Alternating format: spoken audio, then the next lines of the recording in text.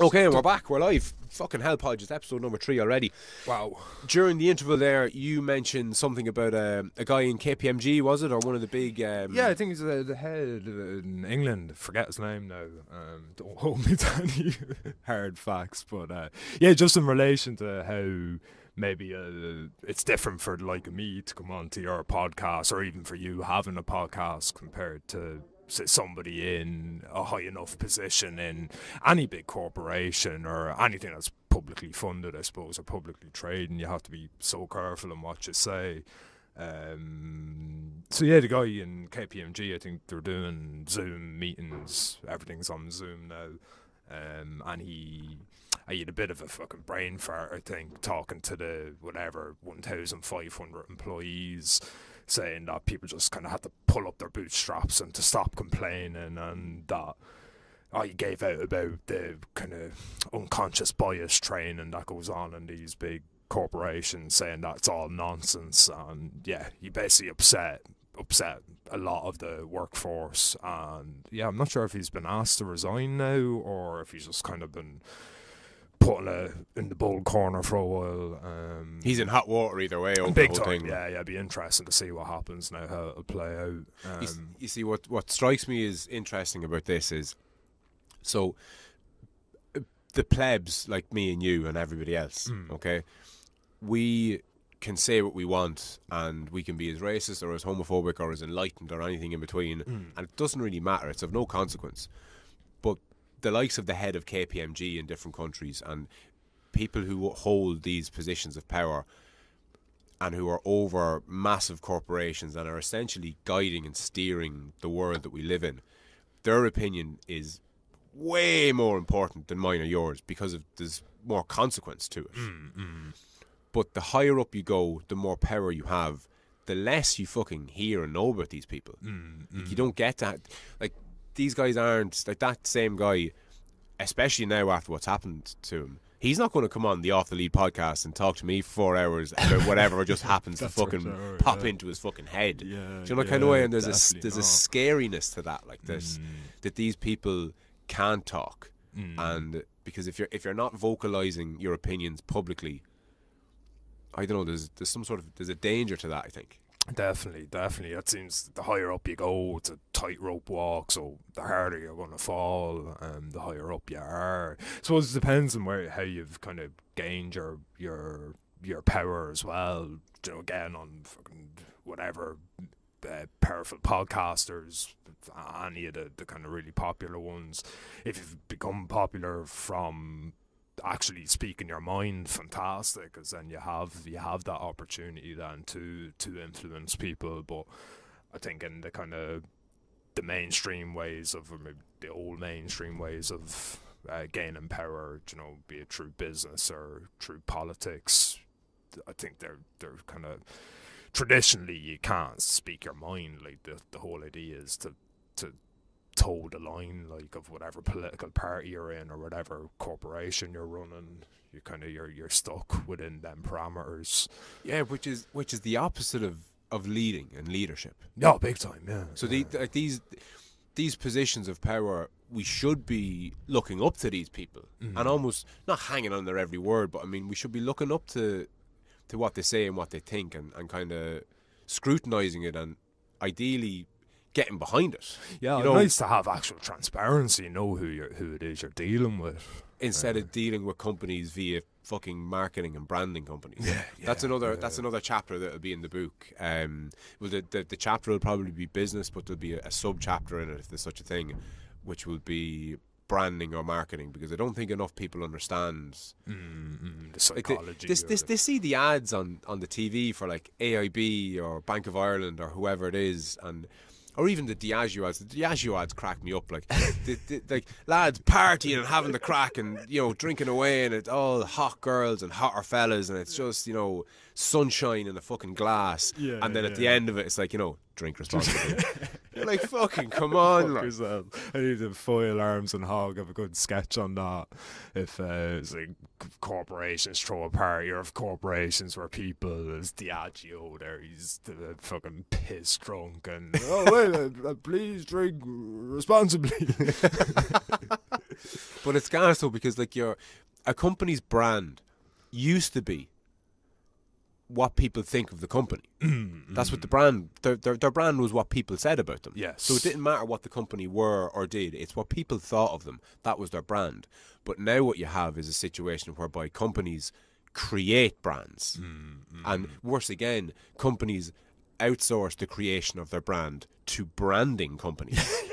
Like, how the fuck are you supposed to know what's what? Like, yeah, especially all the data that's been mined, like linked that with fucking everything that's online and all the data they're mining and it to kind of fucking hacking human behavior or how people think. It's kind of something can be kind of formulated to specifically target certain segments of the population or just certain personality types, or it's mad. It's I couldn't agree more, John. I know a little thing. I know a few little bits and pieces about this. Like even the colour of a Cadbury's chocolate bar, like that kind of purpley colour. Like, it's not purple by accident. oh, Do you know that kind of way? And it's not that shade of purple by accident. The length of it, the width of it, the sound it makes when you bite into it has been calculated to click, click, click all the receptors in your mind and make you want it even all the more. Yeah, as addictive as possible. Oh, absolutely, yeah. And you can extrapolate that for everything, for the colour of cars, the shape of cars. You know, everything that's mass produced has been mass produced to fuel that part of your brain that wants certain things. The kind of way, like, it's sad to say that the best psychologists in the world these days aren't working in hospitals trying to help people. Oh no, They're working in corporations trying to con Facebook. people into fucking buying more shit they don't need. Yeah, it's insane. It's like the same even in any field you go to nearly. You can have a similar viewpoint. Fucking, you know, the best mathematicians or people that can work with numbers are figuring out how to make, you know, sense on little micro transactions on Wall Street and then making millions and billions off it. It's fascinating, really. But yeah, I don't know. I like to think maybe our minds could be put to better uses. Yeah, Jesus, when you think about it, if half the effort that went into making people buy more shit went into making people feel a little bit better about themselves, that they didn't need the extra shit, like, but how do you, I don't know, it's like, another thing that's been rattling around in my head is this idea of hijacking the machinery. So it's only coming to mind now. That's what corporations have done. They've hijacked the machinery of our brains to sell us more shit, like. But from our point of view, how do we hijack the machinery of having all these corporations and the world that we live in and the political systems that we have and the trade systems that we have? How do we hack that to our advantage? Yeah, make it work for us. Make it work for us, absolutely. Because at the end of the day, all these companies are fueled by fucking you and me for the most part. Now, not in all cases, obviously, but I mean, to a large degree, Diageo do so well because people like you and me are buying their products. Yeah, oh, for sure. And I suppose there's another quote that springs to mind. Every time you spend your money, you're voting for the type of world that you live in. Definitely. I drink my fair share of wine, probably a good bit too much, but I'm taking a leaf out of past guest and friend of the show, Pat O'Reilly's book, and I'm buying myself a fucking winemaking kit. Ah, excellent class, yeah. Now, the plan is to kind of video document the whole thing, so I'll the day the delivery comes, I'll literally set up a camera and a tripod and I'll pull out all these tubes and bits of glass where I'm like, what the fuck is this? Where does this go? What's this go? And I'll be completely clueless. But then the next video I'll do will be me going through and going, oh fuck, okay, that's this. And to try and bring the audience through the whole process right down to the final episode, which is me fucking clinking a glass with Patter and having a sip of me fucking me red wine. Love it. Now, the glassware will most likely have to be imported into Ireland because I don't think we make it here. The grape concentrate will most likely have to be imported because we don't grow grapes here.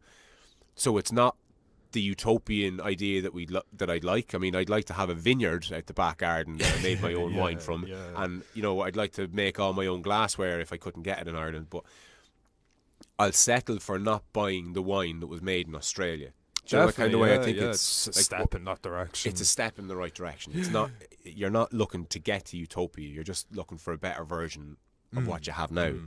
And I think if we as individuals hijacked people's psychology, people's minds, like the corporations did, and just made brewing your own beer or brewing your own wine or growing your own weed when it's legal or where it's legal, and just being a little bit more self-sufficient. Like you're into your foraging and bits and pieces like that. The more we can popularise those things, I think just the better off in general we'll all be. Definitely. Because we'll have more power, and the likes of fucking the Diageos of this world will have less power. Danny, that makes sense. Yeah, 100%, 100%. It's make the things work for you. There's no point in just complaining about these things. Like we've set up this system over however long. It's not all bad. Like it's take the good with the bad and use it to your advantage if you can. Don't let it use you as much as possible. That's the crux of it, I think. It's like over decades and centuries and even millennia, we the people have built industries, we've built communications, we've built the world that we live in, and it's been fucking hijacked. It's been, do you know that kind of way? Like, on one sense, I'm here trying to think, how can we hijack what they've done? But in more real terms, it's how do we get back what we fucking built? Yeah, it's ours. Like it's ours. I mean, we are. It's amazing. We've all have basically in Ireland anyway. We all have high-speed broadband, mostly to a large extent. We've got running water. We have electricity. We have roofs over our heads. We're in a position to take advantage of these things.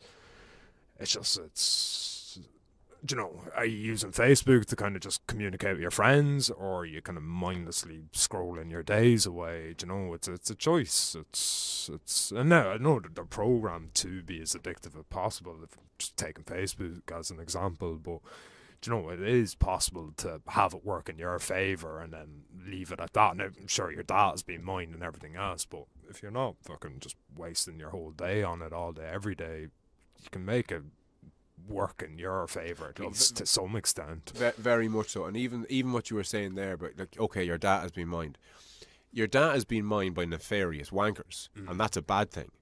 But if your data was being mined by people with a legitimate interest in improving your lives and the general welfare of the people in the country that they were in, like fucking happy days. I mean, I want tech companies to mine all my data so that I get an email one day or a phone call from somebody to say that because of my mouse pad movements, there's a 90% chance I'm going to get fucking Alzheimer's or Parkinson's would be a better example, because that exists.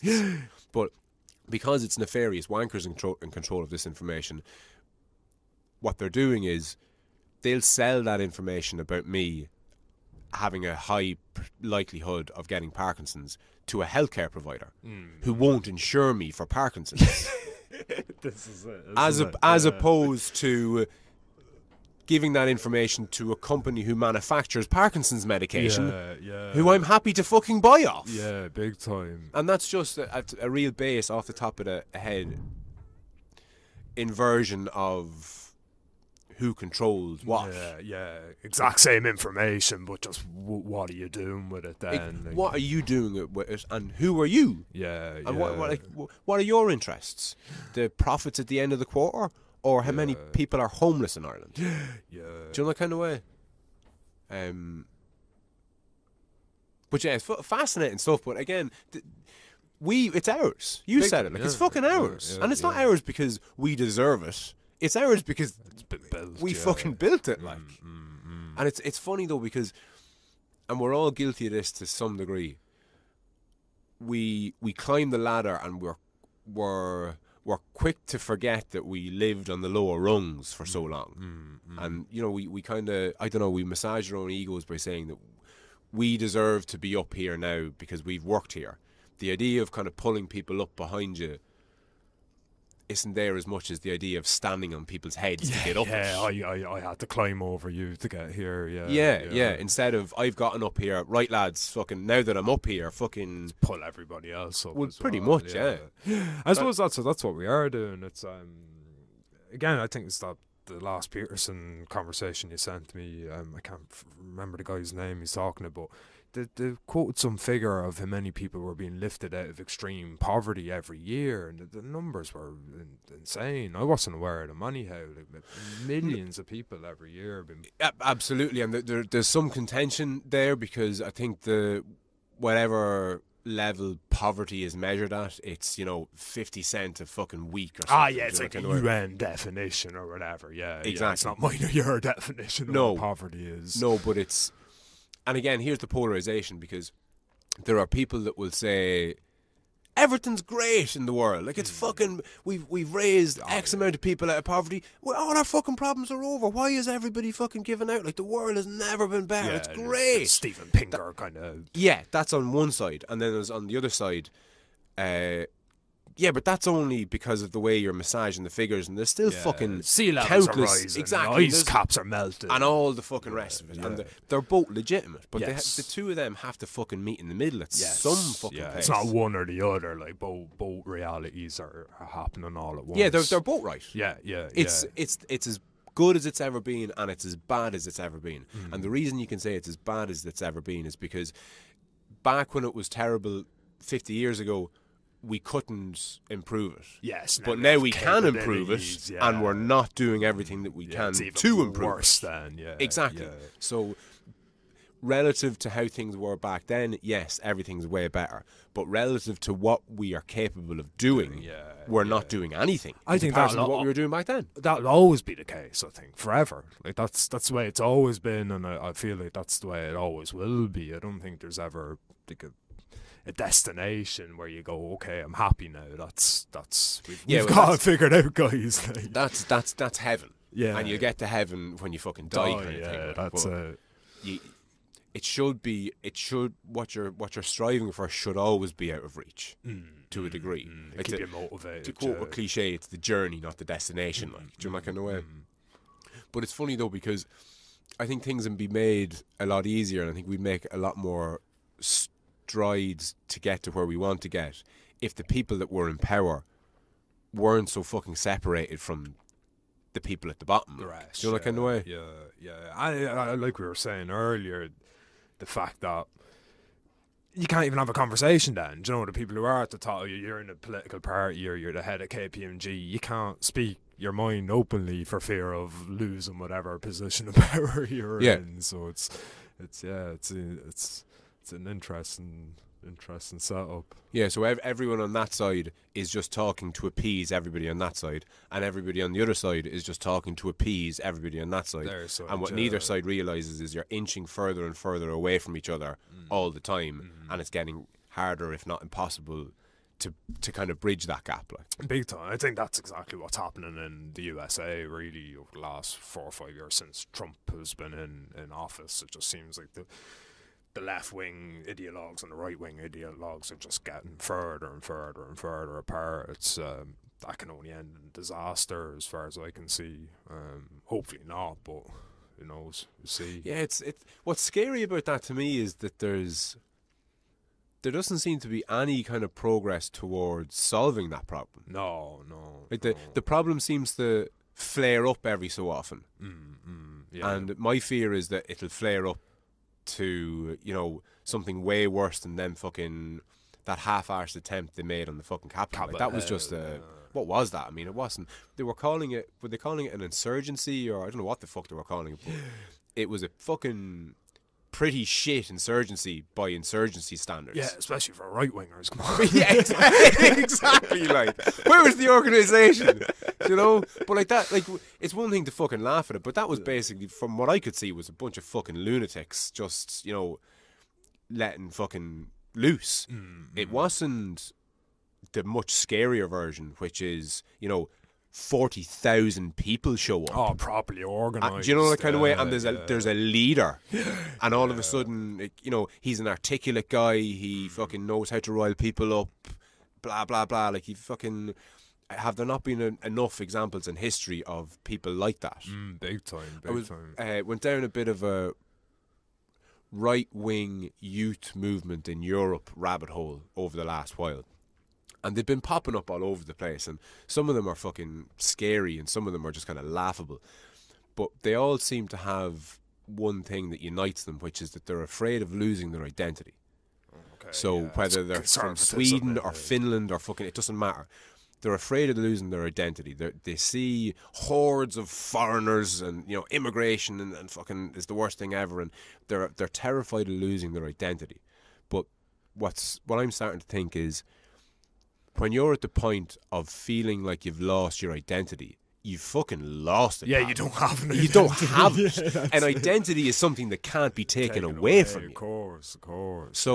So blaming your identity on these immigrants or whatever else, like, the damage was done fucking 20 decades ago. Big time, yeah. And I don't mean by letting in foreigners, you know, that kind of way, but it's like in Ireland, people blame, let's say, foreigners for X, Y, and Z. But I mean, and they're saying that we're losing our identity. But what do you identify as? I identify as being Irish. And it's like, right, so do you play GAA? No. Do you go to mass once a week? Irish. Do you speak Irish? Do you do any of the things that in any way they're taken away from me, Frano. How can I do these things? Exactly, like, you know, like the narrative is almost as though you can't get on the local GAA team because all the South African lads are faster and stronger than you. Do you know? And maybe on the rugby team. But isn't it fucking mad though? Like, this idea they're terrified of losing their identity, it's fucking gone. Like, you don't have it. It's a great excuse, isn't it, to not actually do anything? You're just blaming somebody else for your own lack of identity. Yeah, it's an easy way out. Like. Yeah, you don't have to. You don't have to kind of examine yourself and go, "Fuck, I consider myself a patriot. I've got, you know, the Proclamation of Independence framed on the wall, but, you know, I Prunchius Mock Owen is Sanem Dum, and that's the fucking height of it, like, you know? Yeah. It's almost like nearly I don't know, is that like the right wing version of, you know, the super wokeism on the left, the kind of the virtue signaling and that. It's nearly, I don't know, there's something jumping out of my mind. I don't know if I can articulate it, but like the right wingers who are complaining about their identity being stolen, it's like its own. It's like the right wing virtue signaling, where it doesn't actually mean anything. It's just fucking, I don't know. It's just fucking sound bites and a justification for a feeling. Exactly. That they haven't articulated. It's something analogous to the super woke left-wing ideologue that's virtue signal. We're on 22 minutes. I'm going to stop it and we're going to have a think about what the left-wing equivalent to that is, because I think you're onto something there. Cool. And we'll chat to you soon.